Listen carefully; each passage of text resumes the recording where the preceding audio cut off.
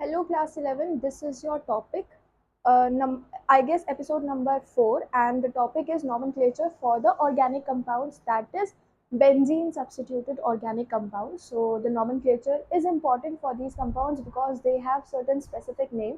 But if we talk in terms of IUPAC, the specific name goes off, and we come back to the IUPAC, that is the international unit for giving the names or deciding the names. So, you can write down your unit as organic chemistry,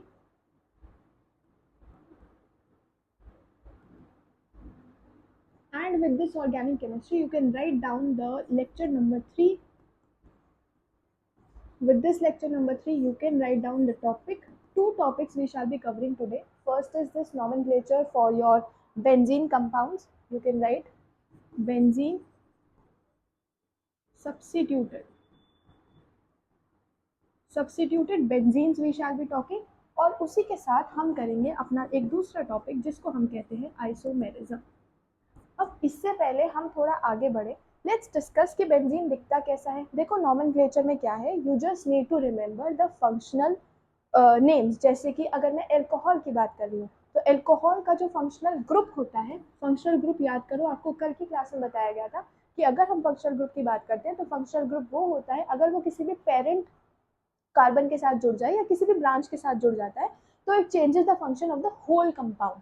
ठीक है, तो उसको बोलते हैं functional group. बहुत सारे functional group होते हैं like your alcohol, your ketone, your aldehyde, your nitro group, your amine group, your sulphonic acid group. बहुत सारे फंक्शनल ग्रुप होते हैं और इन्हीं फंक्शनल ग्रुप की मदद से जो कंपाउंड होता है हम डिफरेंट डिफरेंट कंपाउंड्स को स्टैब्लिश कर पाते हैं. ऑल्सो फंक्शनल ग्रुप जब आप लगाते हो या फिर किसी भी एटम में कंपाउंड में फंक्शनल ग्रुप लग जाता है तो क्या होता है, उसका जो स्ट्रक्चर होता है या उसका जो नॉमेनक्लेचर होता है, स्ट्रक्चर में तो चेंजेस आ गए पर जो नॉमेनक्लेचर होता है, मतलब जो हम नाम दे रहे थे उसको, उसके अंदर भी चेंजेस आ जाते हैं, ड्यू टू विच उसका जो नॉमेनक्लेचर है according to the functional group also changes. मतलब अगर आपके पास OH लगा है तो आप उसके नाम में लगाओगे एंड में, नाम के एंड में लगा दोगे OL. और वहीं अगर आपके पास CHO जुड़ा है तो आप लगा दोगे AN. वहीं अगर आपके पास C डबल बॉन्ड O जुड़ा है तो आप लगा दोगे ON. ऐसे बहुत सारे थे, जैसे हमने NO2 लगा दिया तो हम लगाते थे नाम में नाइट्रो, और अगर हमने NH2 लगा दिया तो हम नाम में लगाते थे amino. Like these were the functional groups. बहुत सारे हैं आपकी बुक में, जितने मेंशन है आप सिर्फ उतने करेंगे. I guess it is on page number 257. ठीक है, ये कहानी थी आपके फंक्शनल ग्रुप्स की. अब इसी के साथ अब हम शुरू करते हैं अपनी बेंजीन की कहानी. बेंजीन पर देखो, जब हम बात करें बेंजीन की, normal benzene is somewhat like this. एक साइक्लोहेक्सेन ही तो होता है बेंजीन. हेक्सेन के अंदर अगर हम डबल बॉन्डिंग बना देते हैं ऑल्टरनेट पोजीशंस पर तो इसी को बोल देते हैं हम क्या, बेंजीन. जब हम अपना नॉमेनक्लेचर पढ़ रहे थे या क्लासिफाई कर रहे थे ऑर्गेनिक कंपाउंड्स को, हमने क्लासिफाई किया था benzenoid and non benzenoid type aromatic के अंदर. याद करो अगर याद आ रहा होगा तो. खैर, ये हमारा बेंजीन है. अगर हमारा बेंजीन कुछ इस तरीके का दिखता है तो ऐसा भी तो हो सकता है कि जो बाकी की पोजीशन है, जैसे बाकी की पोजीशन कौन कौन सी, बाकी की पोजीशन जैसे यहाँ H H H H, सब जगह H H H. अगर ऐसे में H H H H है तो ऐसा भी तो हो सकता है कि इंस्टेड ऑफ दीज H आप कोई और ग्रुप लगा दो, कोई और ग्रुप जैसे कि OH, Cl, कोई भी हेलाइड, Br, आयोडीन, F, कोई भी, NO2 ग्रुप, NH2 ग्रुप, या फिर CHO group, COO group, SO3H group. तो ऐसे आप कितने भी सारे ग्रुप लगा सकते हो इंस्टेड ऑफ दिस H. या तो आप एक H रिप्लेस कर लो या फिर आप 2-3 सारे H रिप्लेस कर लो. तो दैट डिपेंड्स कि आप क्या कर रहे हो. तो अकॉर्डिंग टू दैट जो है वो आपका नॉमेनक्लेचर भी चेंज हो जाता है. This is what the substitution benzene means. जैसे कि सब्स्टिट्यूटेड बेंजीन अगर मैं बना दूं आपके सामने तो कुछ इस प्रकार का बनेगा आपका एक सब्स्टिट्यूटेड बेंजीन.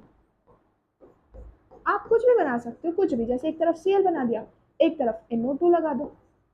या फिर और क्या कर सकते हैं, और आप कर सकते हो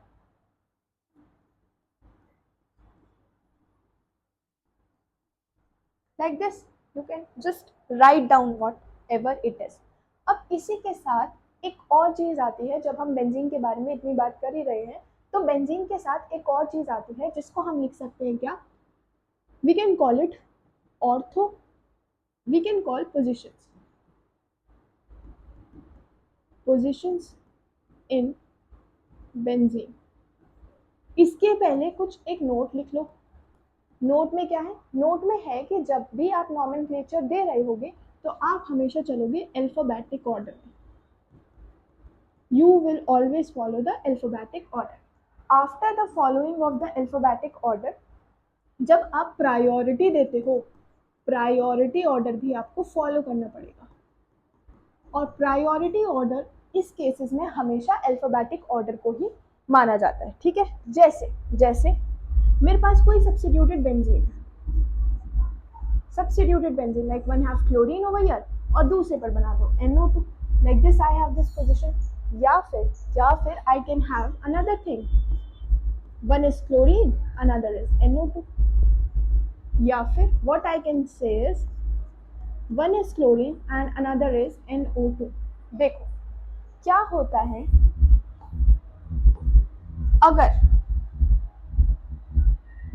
अगर हम इन तीनों की बात करते हैं तो मैंने क्या किया, मैंने यहाँ बनाया।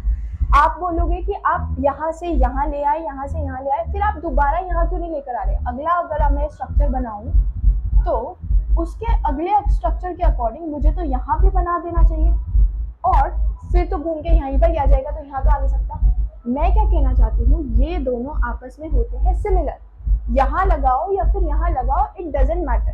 क्यों, क्योंकि ये डिपेंड करता है पोजीशंस पर। पोजीशन कैसी, which position are we talking about. Position पर डिपेंडेंस का मतलब हुआ कि हम एक टाइप ऑफ पोजीशन की बात कर रहे हैं, और हम कौन सी पोजीशन की बात कर रहे हैं। जैसे कि मेरे पास कोई भी क्लोरीन, मेरे पास कोई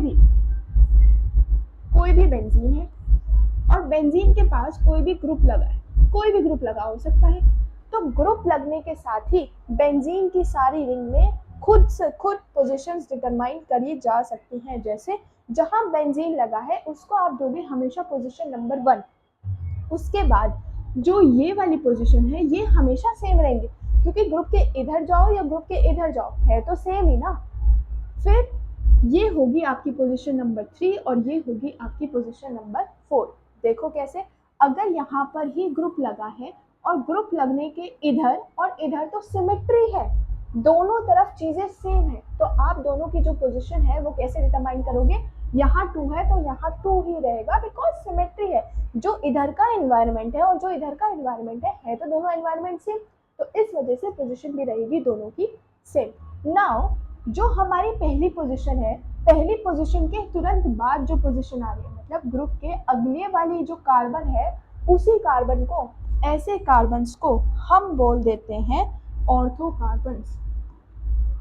तुरंत बाद जो पोजीशन आ रही है, ऐसे पोजीशन को हम बोल देते हैं ऑर्थो कार्बन्स। सिमिलरली अगर तुरंत बाद पोजीशन नहीं आ रही है, थोड़ा एक गैप के बाद आ रही है, एक छोड़कर एक आ रही है, तुरंत बाद आई तो ऑर्थो, एक छोड़कर एक आई तो ऐसी पोजीशन को बोलते हैं मेटा, ऐसी पोजीशंस को बोलते हैं मेटा। वहीं अगर आपकी बिल्कुल पैरेलल में पोजीशन आ रही है, ऑपोजिट, एकदम ऑपोजिट, तो ऐसी पोजीशंस को बोलते हैं पैरा पोजीशंस। तो ये पोजीशंस आपको याद रखनी पड़ेंगी। कैसे याद रखोगे, ग्रुप के तुरंत बाद जो पोजीशन है वो ऑर्थो है, ऑर्थो के नीचे बनती है पैरा, और ऑर्थो के नीचे बनती है मेटा, और मेटा के बाद आती है पैरा, जो कि आपके ग्रुप के बिल्कुल पैरों में लाई करेगी। Like this you can remember the position. और इस डायग्राम को आपको मार्क करना है important, because it is the most important diagram that you need to keep in mind. आता नहीं है एग्जाम में, बट पोजीशन ध्यान रखने के लिए बेस्ट थिंग है कि आप इसको याद रखें। Okay, this was about the benzene. Let's talk about their substitution and all. तो उसके substitution के लिए I guess so.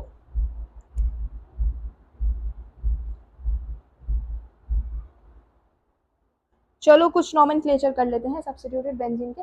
अभी कुछ आपके पास ना कुछ बेंजीन ऐसे भी होंगे जिनका जो स्ट्रक्चर है वो थोड़ा कॉमन रहता है। जैसे कि अगर मैं थोड़े बहुत बेंजीन बना देती हूँ, लाइक वी हैव दिस,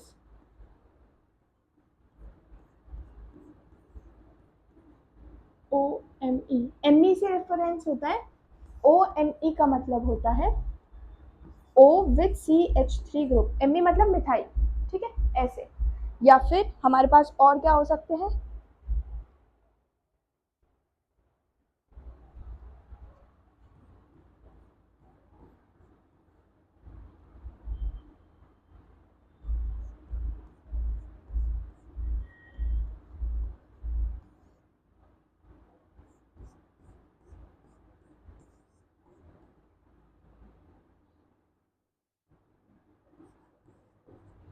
ठीक है, ये हमने लगा दिया।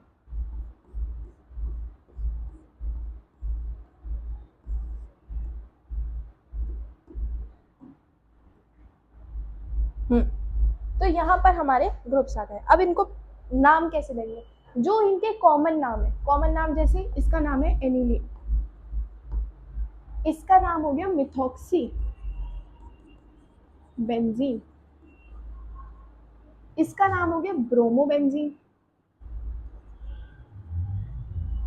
इसको बोलते हैं toluene, and this is your nitrobenzene, this is called phenol. ये तो है इनके कॉमन नाम्स, these are the common terms. तो क्योंकि ये कॉमन टर्म्स है, अब आपको क्या डिफाइन करना है, आपको डिफाइन करना है इनका नॉमेनक्लेचर। कॉमन नाम तो याद रखने ही है, but according to common names या फिर according to nomenclature, you just need to keep in mind कि कितना आपको लिखना है एग्जाम में और कितना नहीं। So with respect to that we have these are the basic names. अगर हम इनका ही नॉमेनक्लेचर करना चाहें तो how we can do it, जैसे आपके पास, इसको बोलो पहली पोजीशन, जब आपकी पहली पोजीशन पर लगा है NH2 ग्रुप, तो आप बोलोगे क्या, अमीनो बेंजीन, ये क्योंकि रिंग तो बेंजीन है और सब्स्टिट्यूटेड बेंजीन है, और कौन सा ग्रुप लगा है, पहले आप ग्रुप का नाम दोगे, आपने ग्रुप का नाम दिया और उसी के साथ आपने दे दिया बेंजीन का नाम। यहाँ पर आओगे क्या, ओ मिथॉक्सी या फिर मिथॉक्सी खाली लिख दो, मिथॉक्सी बेंजीन, ये इसका सेम नाम हो गया। और यहाँ पर है ब्रोमीन, तो जो ग्रुप था आपने उसको नाम दिया पहले और उसके बाद आपने पूरी रिंग का नाम दे दिया, जो कि रिंग का नाम होता है बेंजीन। फिर आता है यहाँ पर CH3 टोलुइन, जिसको बोलते हैं, पर बिकॉज ऑफ दिस CH3 हम इसको क्या नाम देंगे, methyl benzene, like this we can give its name. और यहाँ पर क्या है, nitrobenzene, and here we have, यहाँ पर देखो अगर OH ग्रुप जुड़ा है तो यहाँ पर हमने फिनॉल बोल दिया इसको लेम टर्म्स में, पर this will be your homework कि इसका नॉमेनक्लेचर नेम क्या होगा, क्योंकि हमें पता है अगर OH ग्रुप आता है तो वी कॉल इट ON, ठीक है, एंड में। So moving on to the next thing, we have और भी क्वेश्चंस हैं, we can solve those questions like,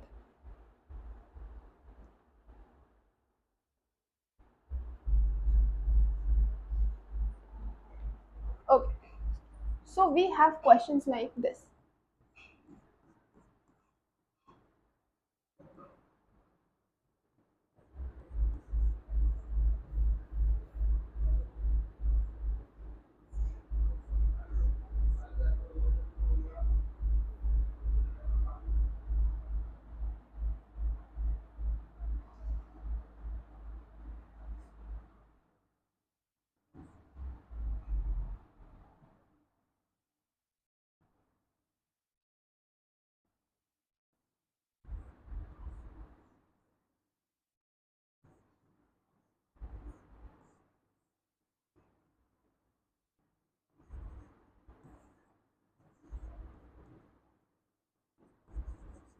This, now in order to name it, we can say this is your first position, this is your second, first, second, third, and fourth, first, second, and third. Like this, we can give their names. Like we have first position and second position. So 1, 2, we'll put a hyphen.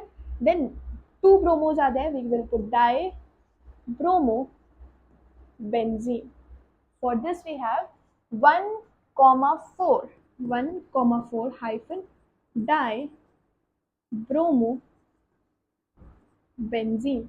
Again we have 1, 3 di bromo benzene. Like this you can give the names. Similarly, we can do more examples like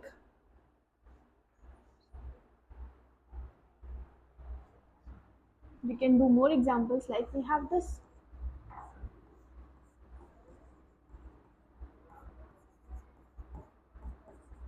We can do like this. Okay, so let's assign this is your first position, second, third, fourth, fifth, and sixth. Like this, can we assign the positions? What if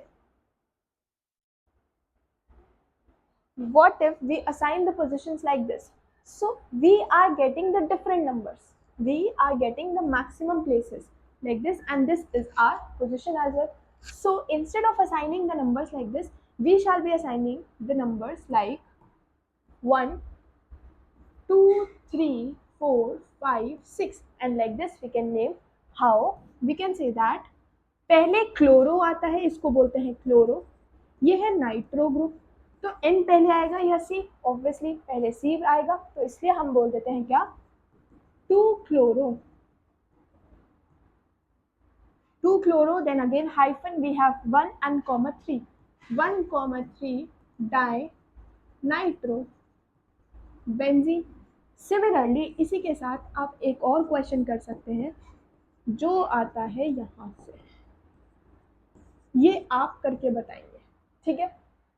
और क्या हो सकता है? और we can take like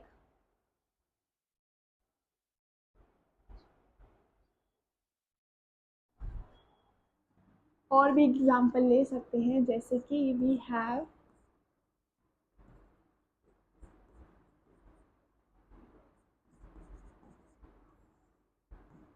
ऐसे group को क्या बोलते थे? ये पूरा ग्रुप, ये पूरे ग्रुप को हम क्या बोलते हैं? इस पूरे ग्रुप को तो हम फिनॉल बोलते हैं. तो इसी फिनॉल की पोजीशन असाइन करो 1, 2, 3 एंड 4. तो यहाँ लिखेंगे 3,4 डाई मिथाइल. मिथाइल ग्रुप ही तो है. CH3 वाले ग्रुप को क्या बोलते हैं? CH3 वाले ग्रुप को बोला जाता है मिथाइल ग्रुप्स. ये मिथाइल ग्रुप्स होते हैं. तो डाई मिथाइल, और यहाँ लिखेंगे हम फिनॉल. बेंजीन नहीं, हम लिखेंगे क्या? फिनॉल. फिनॉल, ठीक है? सिमिलरली और अगर एग्जाम्पल्स कवर करें, और एग्जाम्पल क्या हो सकते हैं? Like we have, okay, they have given this example, we can do this example, जो कहते हैं ओ इथाइल एनिसोल बना दो आप, और आपको बनाना है पी नाइट्रो एनिलीन, या फिर 2,3 डाई ब्रोमो 1 फिनाइल पेंटेन, या फिर आपको बनाना है 4 इथाइल 1 फ्लोरो 2 नाइट्रो बेंजीन. ये आपको बनाने हैं, ठीक है?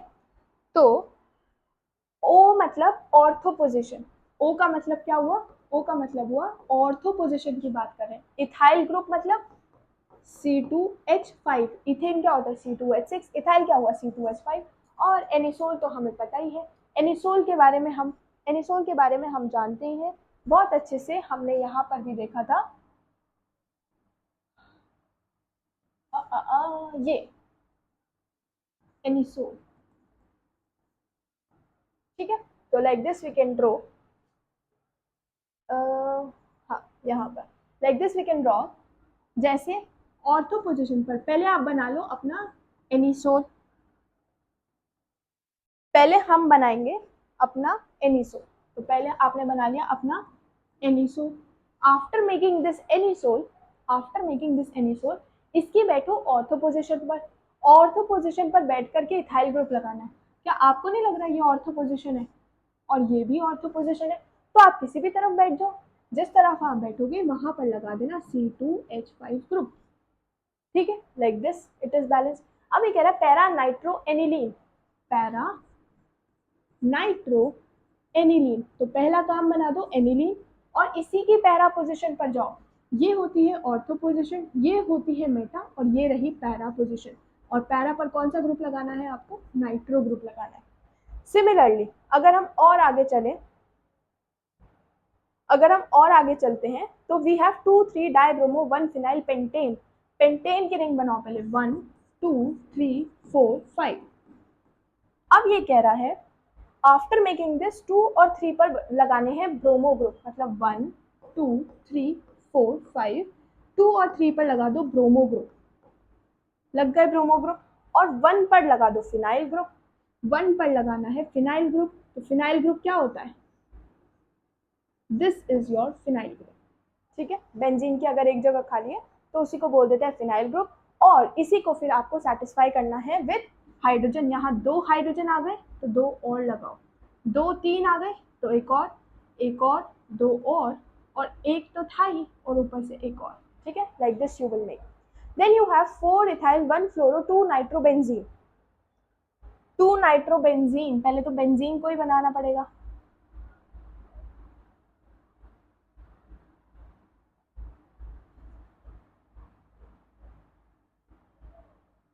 तो पहले तो आपको बेंजीन को ही बनाना पड़ेगा। तो बेंजीन कैसे बनाओगे, benzene you will be making like ऐसा, आपने बना दिया नाइट्रोबेंजीन।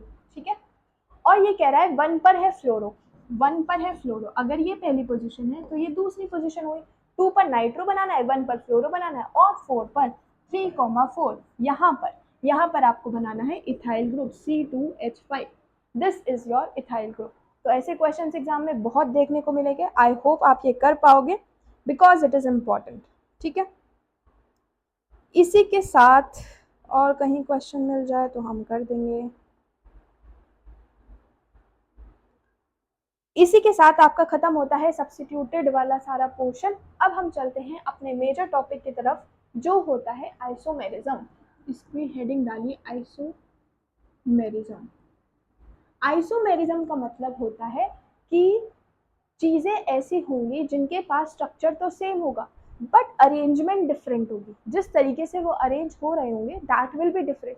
तो बहुत सारे ऐसे कंपाउंड्स या मॉलिक्यूल्स होते हैं जिनके पास मॉलिक्यूलर स्ट्रक्चर तो सेम रहता है but they have different arrangement. Space में अरेंज होने का जो तरीका होता है वो बहुत ज़्यादा डिफरेंट होता है। अब कैसे, देखो, जैसे आप और आपके बहन या भाई, कोई भी एनी सिबलिंग ऑफ योर्स, आप दोनों रहते सेम एनवायरनमेंट में हो, मतलब मॉलिक्यूलर स्ट्रक्चर सेम है, आप भी उन्हीं पेरेंट्स के हो और वो भी उन्हीं पेरेंट्स के हैं, बट आप जो चीज़ कंसिस्टेंटली कर पा रहे हो या जिस तरीके से आप रहते हो, क्या आपके सिबलिंग बिल्कुल सेम तरीके से रहते हैं? नो। तो यही बात आती है आपके आइसोपेरिज्म में, कैसे कि जो चीज़ आप अच्छे से कर पा रहे हो, जहाँ आपको फैसिलिटी अच्छी मिल रही है, जिस पोजिशन में आप अच्छा लेटना प्रेफर करते हो, उसी को बोल देते हैं आइसोमेरिज्म। ठीक है, तो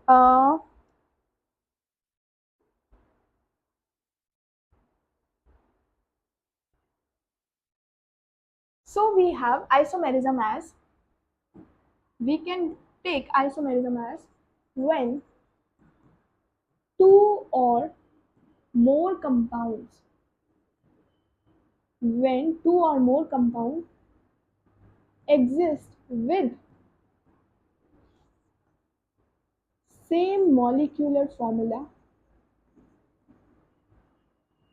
but different structural formula या फिर different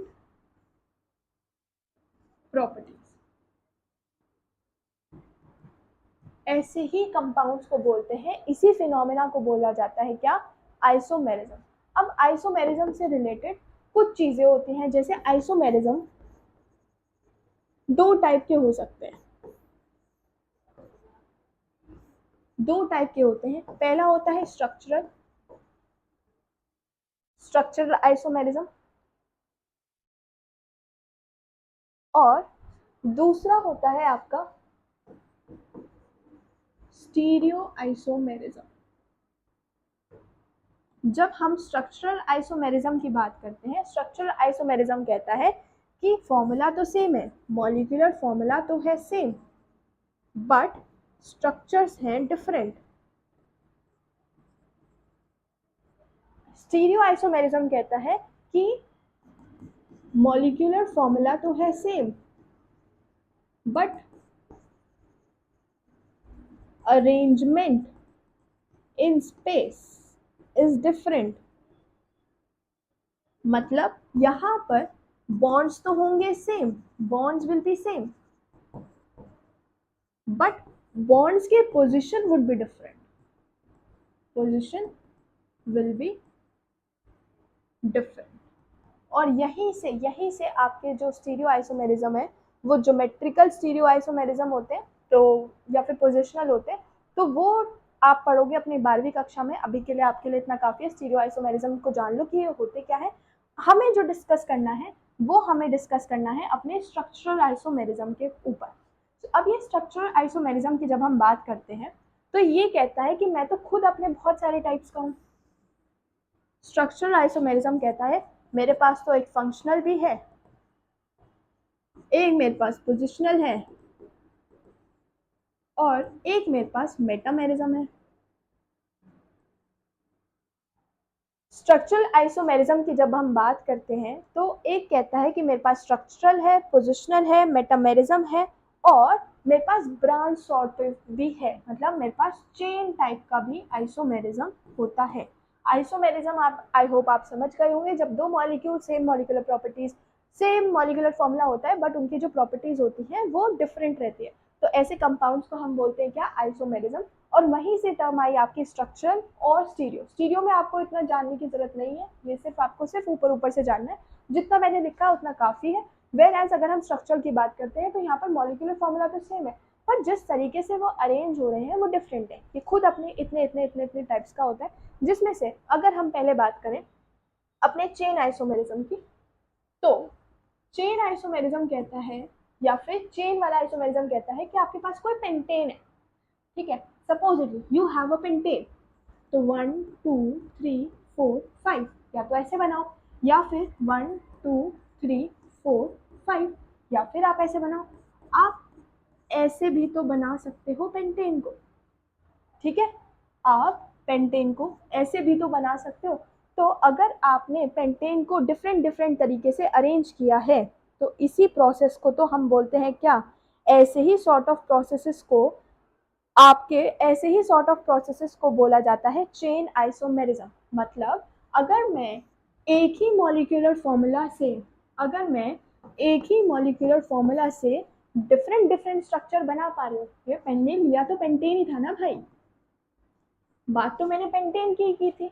तो जब मैं डिफरेंट सेम मॉलिक्यूलर फॉर्मूला से डिफरेंट डिफरेंट स्ट्रक्चर्स बना पा रही हूँ, तो ऐसे ही चीज़ों को तो हम क्या बोलते हैं, आइसोमेरिज्म। और क्योंकि यहाँ पर मैंने चेन बदली है, ऐसे वाले को क्या बोलते हैं, नियो, याद करो, नियो पेंटेन। ऐसे वाले को क्या बोलेंगे, आइसोपेंटेन, याद करो।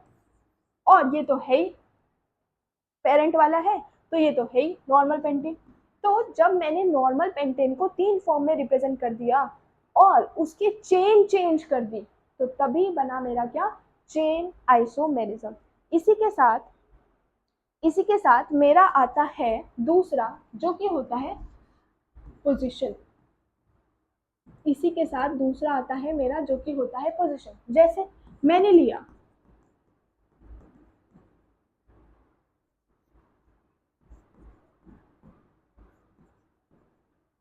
ये, इसको क्या बोलेंगे, यहाँ फंक्शनल ग्रुप है तो यहाँ से 1 2 3, तो हम क्या लिखते हैं, 3 है तो प्रो पेन 1 ओल, ठीक है, ऐसे नंबर लिखते हैं और फिर उसका फंक्शनल ग्रुप लिख देते हैं। या तो आप ऐसे कर दो, या फिर मैं क्या करूं,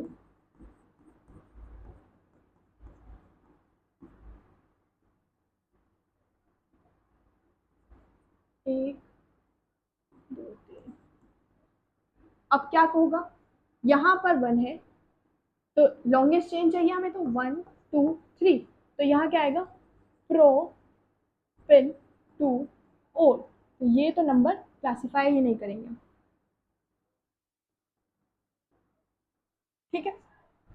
तो क्या आपको नहीं लग रहा कि यहाँ पोजीशन 1 थी फंक्शनल ग्रुप की, तो यहाँ फंक्शनल ग्रुप की पोजीशन तो 2 हो गई, है तो स्ट्रक्चर सेम ही ना, जहां इतने कार्बन यहाँ है उतने ही तो कार्बन यहाँ भी है, same number of H we have.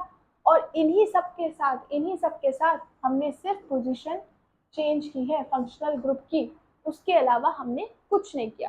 तो ऐसे को बोलते हैं क्या, पोजिशनल आइसोमेरिज्म। सिमिलरली अगर हम बात करें अपने फंक्शनल ग्रुप आइसोमेरिज्म की, तो we have functional group. Functional group में जैसे ले लो CH6O ले लो, तो ये बनाया मैंने, या तो मैंने ऐसे बना दिया 1 2 3 4 1 2 2 3 6 1 2 3 4। अब देखो, क्या यहाँ पर ये आपको कीटोनिक ग्रुप नहीं दिख रहा, और यहाँ पर तो मुझे ये एल्डिहाइड दिख रहा है,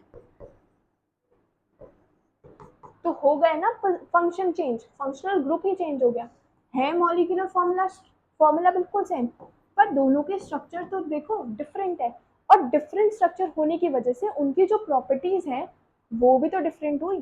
तो इसी को बोलते हैं क्या, फंक्शनल ग्रुप आइसोमेरिज्म। इसी को क्या बोलते हैं हम, इसी को बोलते हैं फंक्शनल ग्रुप आइसोमेरिज्म। ठीक है, तो ये इंपॉर्टेंट है, बहुत बार एग्जाम में पूछ लेते हैं कि फंक्शनल ग्रुप आइसोमेरिज्म क्या होता है, ये क्या होता है।